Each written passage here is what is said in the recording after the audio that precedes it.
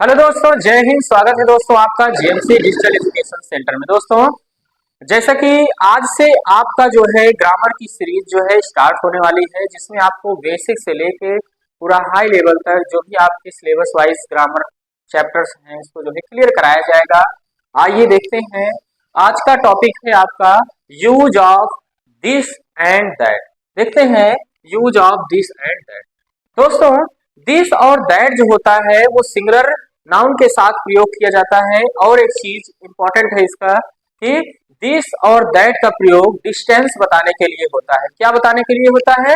Distance बताने के लिए होता है। जैसे यह एक सेब है, नजदीक है। नजदीक है तो बोलेंगे यह, दूर है तो क्या बोलेंगे? वह बोलेंगे। ओके दोस्तों, आइए देखते हैं, रूल देख लेते हैं। इसका रूल क्या होता है? आप जो है नोट्स इसका प्रॉपर बना लीजिएगा। देखते हैं, दिस का प्रयोग जो है नजदीक के लिए एक व्यक्ति वस्तु स्थान के लिए किया जाता है। दोस्तों, दिस का प्रयोग नजदीक के लिए एक व्यक्ति वस्तु स्थान के लिए किया जाता है। हिंदी में इसका अर्थ होता है या। हिंदी में दोस्तों इसका अर्थ क्या होता है? या। जैसे कि यह एक लड़का है, तो नजदीक कोई लड़का खड़ा होगा तो हम क्या बोलेंगे? यह एक लड़का है। नजदीक में मान ले कोई किताब रखी है तो हम क्या बोलेंगे? यह एक किताब है। यह किताब है, चाहे जिस प्रकार से आप बोल सकते हैं। तो नजदीक के लिए हम प्रयोग करते हैं किसका? हम दिस का प्रयोग करते हैं। और दैट का हिंदी में अर्थ होता है वह।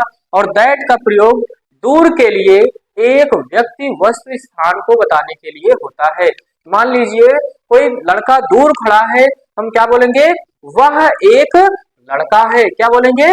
वह एक लड़का है। ओके दोस्तों, जैसे कि यहाँ पर एग्जाम्पल दिया गया है। आगे देखते हैं। आगे सिंपल रूल है इसका। और दोस्तों, दिस और दैट दोनों के साथ हम इज का प्रयोग करेंगे। है शब्द की अंग्रेजी क्या होगी? इज होगी। ओके दोस्तों, चलिए सिंपल रूल देखते हैं। दिस या दैट, सबसे पहले हम सेंटेंस को पढ़ेंगे और जानेंगे कि यह लिखा है कि वह लिखा है। उसके अकॉर्डिंग हम यह और वह की अंग्रेजी लिखेंगे। फिर उसके बाद हम है शब्द की अंग्रेजी लिखेंगे। फिर उसके बाद हम ए एंड का प्रयोग जरूर करेंगे। जो काउंटेबल नाउन है जिसे गिना जा सकता है उनके साथ ए एंड का प्रयोग जरूर करेंगे। ओके दोस्तों, अगला एग्जाम्पल है दोस्तों, वह एक गाय है। मान लीजिए दूर एक गाय खड़ी है तो हम क्या बोलेंगे? वह एक गाय है। तो इसकी अंग्रेजी लिखेंगे। सबसे पहले हम वह की अंग्रेजी लिखेंगे। वह की अंग्रेजी क्या होती है? वह की अंग्रेजी होती है दैट। हम सबसे पहले दैट लिख देंगे। फिर उसके बाद है की अंग्रेजी लिखेंगे इज। अब एक गाय है तो यहाँ पर वन का यूज नहीं करना है। किसका यूज करना है? यहाँ पर ए और एन का यूज करना है। ओके, तो यहाँ पर हम ए लिखेंगे, ठीक है ना। और गाय का क्या होता है अंग्रेजी? काऊ होता है। ओके, अगला देखते हैं। अगला एग्जाम्पल है, यह एक बैल है। यह एक बैल है तो सबसे पहले हम यह की अंग्रेजी लिखेंगे दिस। फिर उसके बाद है की अंग्रेजी लिखेंगे इज। ओके दोस्तों, और उसके बाद क्या लिखा? एक बैल है। तो बैल, बैल मतलब होता है ऑक्स दोस्तों। तो यहाँ पर इसके साथ एन का प्रयोग होगा। अब जैसे कि आपके मन में डाउट होगा कि एन क्यों लगा यहाँ पर, तो हम बता देते हैं। जैसे कि आप जानते होंगे कि vowel A E I O U, A E I O U, ये वावेल होते हैं। इनके साथ जो है एंड का प्रयोग किया जाता है। लेकिन जो मैं रूल बताने जा रहा हूँ उसको आप नोट कर लीजिएगा। इसमें जो है जितने भी आपके अपवाद होंगे सारे क्लियर हो जाएंगे। जैसे कि मान लीजिए अगर कोई पूछता है इसके साथ बताओ क्या लगेगा, इसके साथ दोस्तों एन लगता है। तो इस वाले जो रूल बताने जा रहा हूँ नोट करिए इसे, कि यदि किसी शब्द का उच्चारण करते समय, क्या बोला मैंने? यदि किसी शब्द का उच्चारण करते समय उसका पहला अक्षर आ से आहा तक को हो, क्या हो? आ से आहा तक को हो, उसका पहला अक्षर उच्चारण करते समय, तो हम जो है उसके साथ एंड का प्रयोग करेंगे। ओके दोस्तों, यदि किसी शब्द का उच्चारण करते समय उसका पहला अक्षर आ से आहा तक हो तो हम एन का प्रयोग करते हैं, उसके आगे एन का प्रयोग करते हैं।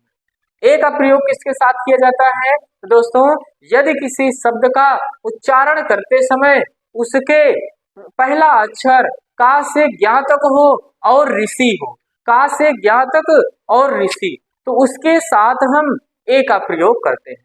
ओके दोस्तों, चलिए इसे आप नोट डाउन कर लीजिएगा। ओके, जैसे मान लीजिए यहाँ पर क्या आया, आवर, आवर आया, इसके साथ हम एन का प्रयोग करेंगे, उच्चारण करेंगे, उसका पहला अक्षर आ से यहाँ तक तो होता है तो हम एन का प्रयोग करेंगे। ओके, तो वावेल वगैरह से आप जो है बचिए।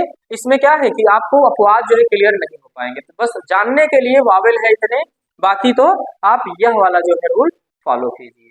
चलिए, वो एक लड़की है, वो एक लड़की है, दूर एक लड़की खड़ी है, तो हम क्या बोले, वो एक लड़की है, तो किसका प्रयोग करेंगे यहाँ पर, दूर है ना तो दैट का प्रयोग करेंगे, दैट, फिर उसके बाद is a girl, GIR। Okay दोस्तों, क्लियर। अगला देखते हैं, वो कार है, तो दूर एक कार है, तो इसका भी कर लीजिएगा आप। अगला चलते हैं, अगला है आपका पॉजिटिव केस। पॉजिटिव केस जैसे कि अभी तक मैंने आपको बताया कि वह एक कार है, तो अब इस प्रकार से सेंटेंस भी बन सकते हैं कि वह मेरी कार है या फिर वह उसकी कार है, तो इस जो है पॉजिटिव केस का उपयोग किया जाता है इसमें।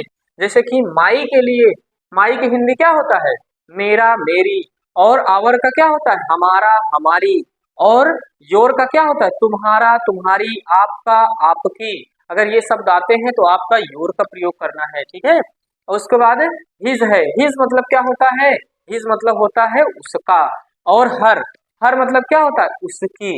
इट मतलब क्या होता है, इट्स, इट्स मतलब होता है इसका। ओके दोस्तों, और दियर मतलब क्या होता है, उनका, उनकी।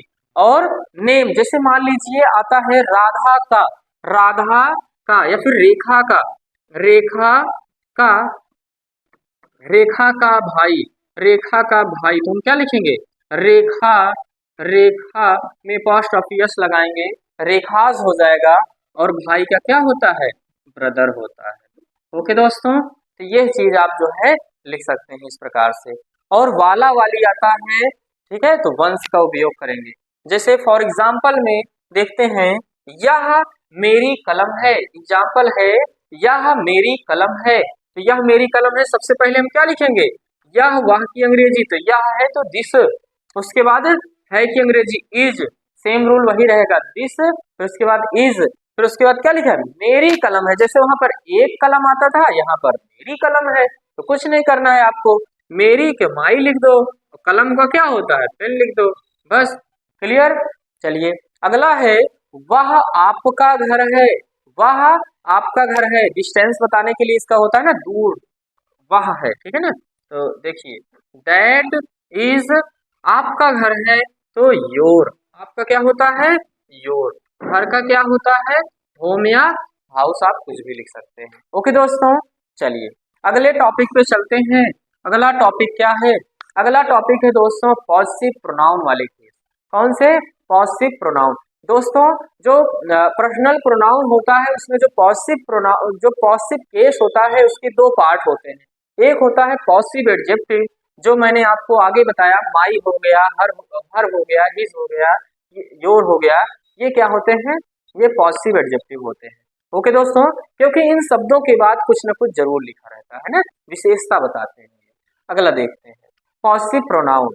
पॉजिटिव प्रोनाउन दोस्तों, माइन मतलब होता है मेरा, मेरी। दोस्तों इसका प्रयोग, इनका प्रयोग जो है अकेले में किया जाता है, मतलब कि ऐसा समझ सकते हैं आप जो है सिंगल वर्ड में यूज किए जाते हैं, मतलब इनके बाद कोई शब्द नहीं होता। जैसे उनके मेरा, मेरी के बाद कुछ शब्द होता था ना, मेरे भाई, मेरी कलम, मेरा, इन शब्दों के बाद जो है कोई भी शब्द नहीं लिखे जाते हैं, अर्थात ये प्रोनाउन है, इनके बाद किसी प्रकार की नाउन का प्रयोग नहीं किया जाता है ना।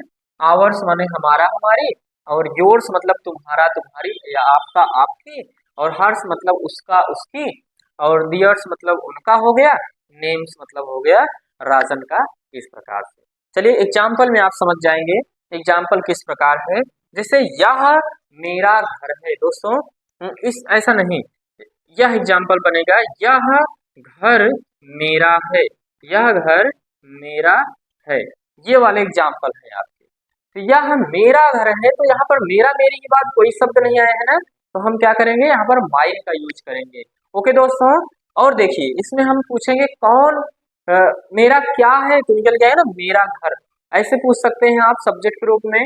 और सबसे पहले हम यहाँ पर दिस दैट का प्रयोग करेंगे, तो दिस लिख दिए, फिर उसके बाद घर, घर की अंग्रेजी लिखेंगे होम, दिस होम, उसके बाद क्या लिखेंगे, इस का प्रयोग करेंगे, फिर माइन। मैंने बताया ना कि इन शब्द के बाद जो है कुछ भी नहीं लिखा जाता है ना, ये जो है प्रोनाउन है इस प्रकार से।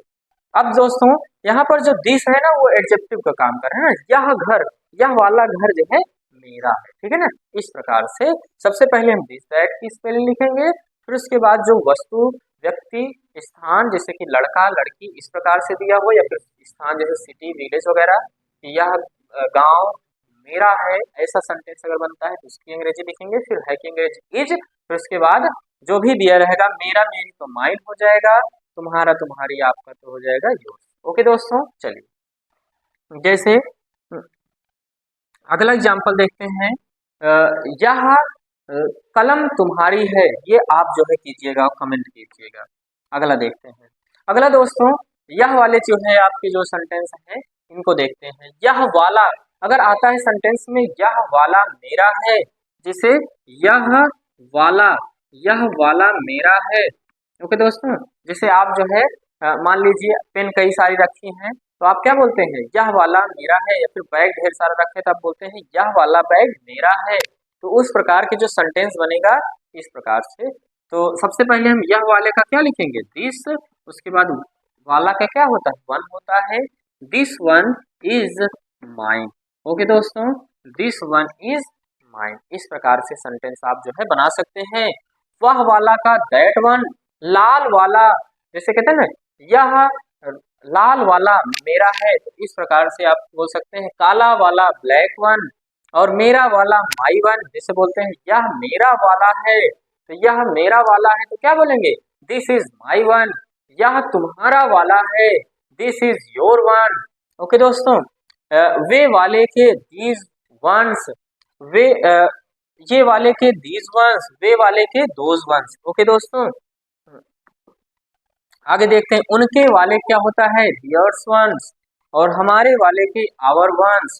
आगे लिखा है वो, अगर वो आता है, यह वो है, जैसे सेंटेंस बनता है ना, यह वो है जिसके साथ में खेलता था, यह वो है जिसके साथ में खेलता था, तो इसकी अंग्रेजी क्या होगी, this this is the one, this is the one. Okay दोस्तों, this is the one. Okay, चलिए वाले हैं, तो वाले में क्या होता है, वाले में क्या होता है, वंश होता है। ओके दोस्तों, बहुवचन के रूप में वंश होता है। अगला देखते हैं इसका जो है निगेटिव सेंटेंस। निगेटिव सेंटेंस किस प्रकार से आप बनाएंगे, तो यदि वाक्य के बीच में नहीं शब्द आया हो तो ट्रांसलेट करते समय अर्थात अनुवाद करते समय हम इज के तुरंत बाद एनओटी नॉट का प्रयोग करते हैं। ओके दोस्तों, क्या बोला मैंने, यदि वाक्य के बीच में नहीं शब्द आया हो तो हम अनुवाद करते समय इज के तुरंत बाद नॉट का प्रयोग करते हैं, समझ लीजिए। ओके दोस्तों, शेष नियम पूर्ववत रहता है, शेष नियम वही रहेगा। सबसे पहले हम दिस दैट की अंग्रेजी लिखेंगे, फिर है शब्द की अंग्रेजी लिखेंगे इज, फिर उसके बाद नॉट लिखेंगे, फिर जो गिवन वर्ड्स होंगे उनको हम लिख देंगे। ओके दोस्तों, और एग्जाम्पल में देखते हैं। यह एक किताब नहीं है, दोस्तों एग्जाम्पल है यह एक किताब नहीं है, तो सबसे पहले हम लिखेंगे यह की अंग्रेजी दिस, उसके बाद क्या लिखेंगे, इज। फिर मैंने बताया आपको कि नहीं शब्द आया है तो इसके तुरंत बाद नॉट लिखेंगे, तो इज के तुरंत बाद नॉट लिखिए, ठीक है ना। उसके बाद लिखेंगे किताब, तो किताब की अंग्रेजी क्या होती है, बुक। ओके दोस्तों, इस प्रकार से आपका सेंटेंस जो है हल हो जाएगा। जैसे वह मेरा घर नहीं है, क्या है सेंटेंस, वह मेरा घर नहीं है, तो आप भी करिए कॉपी कलम से, ठीक है ना, नोट करिए इसको और अपने रफ में इसको करिए। वह मेरा घर नहीं है, that is not my home. Okay दोस्तों, नॉट माई होम। इस प्रकार से आप जो है हल करिए। अगला देखते हैं इंट्रोगेटिव सेंटेंस, इसका किस प्रकार से बनेगा। इंट्रोगेटिव सेंटेंस दोस्तों, यदि वाक्य के शुरू में क्या शब्द आया हो, ठीक है दोस्तों, इंट्रोगेटिव एक क्या शब्द से शुरू होता है, एक किससे, बीच में प्रश्नवाचक शब्द लगते हैं वो वाला होता है। तो एक एक करके समझेंगे। यदि वाक्य के शुरू में क्या शब्द आया है तो अनुवाद करते समय क्या शब्द की अंग्रेजी और है शब्द की अंग्रेजी एक ही होती है, इज हम सबसे पहले लिख देंगे, शेष नियम वही रहेगा। ओके दोस्तों, तो क्या बोला मैंने, कि अगर क्या शब्द शुरू में आया है तो ईच हम सबसे पहले लिख देंगे, फिर उसके बाद दिस दैट का प्रयोग करेंगे, फिर जो गिवन वर्ड्स होंगे उनको लिख देंगे बस। और लास्ट में क्वेश्चन मार्क लगाना जो है ना भूलिएगा, ये बहुत इंपॉर्टेंट होता है। अगला, यदि वाक्य के बीच में प्रश्नवाचक शब्द आए हो तो क्या करेंगे? प्रश्नवाचक शब्द आए हो तो उसकी अंग्रेजी भी सबसे पहले लिख देंगे, फिर इसका प्रयोग करेंगे, फिर शेष नियम जो है पूर्वत रहता है। जैसे कि क्वेश्चन वर्ड, फिर उसके बाद इज, फिर उसके बाद दिस दैट, फिर उसके बाद क्या होगा, जो गिवन वर्ड्स होंगे उनको लिखेंगे, क्वेश्चन मार्क लगाना न भूलिएगा। जैसे एग्जाम्पल है, फॉर एग्जाम्पल, क्या क्या यह एक गाय है? क्या यह एक गाय है? तो ऐसे समझ सकते हैं कि जिसका हाँ या ना में आंसर दिया जा सके उसमें हेल्पिंग वर्ड सबसे आगे होता है, और जिसमें हाँ या ना से आंसर ना दिया जा सके उसमें क्वेश्चन वर्ड की स्पेलिंग जो है आगे होती है। ठीक है ना? चलिए देखते हैं, क्या यह एक गाय है तो हम हाँ या ना में आंसर दे सकते हैं। तो सबसे पहले हम क्या लिखेंगे? है की अंग्रेजी लिखेंगे इज, फिर उसके बाद यह की अंग्रेजी लिखेंगे। यह की अंग्रेजी क्या होती है? मैंने बताया था दिस होती है। इज दिस, इज दिस, उसके बाद क्या लिखा जाएगा? उसके बाद एक गाय है तो एक काऊ। ओके दोस्तों, तो इस प्रकार से आप जो है इसको कर सकते हैं। जैसे यहाँ पर लिखा है, यहाँ पर दिया गया है वह क्या है, तो वह क्या है तो सबसे पहले क्या शब्द की अंग्रेजी लिखेंगे? व्हाट, क्योंकि देखिए क्या शब्द बीच में आया है तो यह प्रश्नवाचक शब्द का कार्य करेगा। इसमें जो है सबसे पहले हम व्हाट लिखेंगे, फिर उसके बाद फ्रिज लिखेंगे, फिर उसके बाद वह की अंग्रेजी लिख देंगे दैट। क्लियर? आपका जो है सेंटेंस क्लियर, हल हो गया। ओके दोस्तों, तो ऐसी ही जो है जानकारी के लिए आप इस चैनल पर बने रहें। वीडियो अच्छी लगी हो तो लाइक करें, चैनल को सब्सक्राइब जरूर करें और बेल आइकन जरूर प्रेस कर दें। ओके, जय हिंद, जय भारत। अगले वीडियो में मिलते हैं।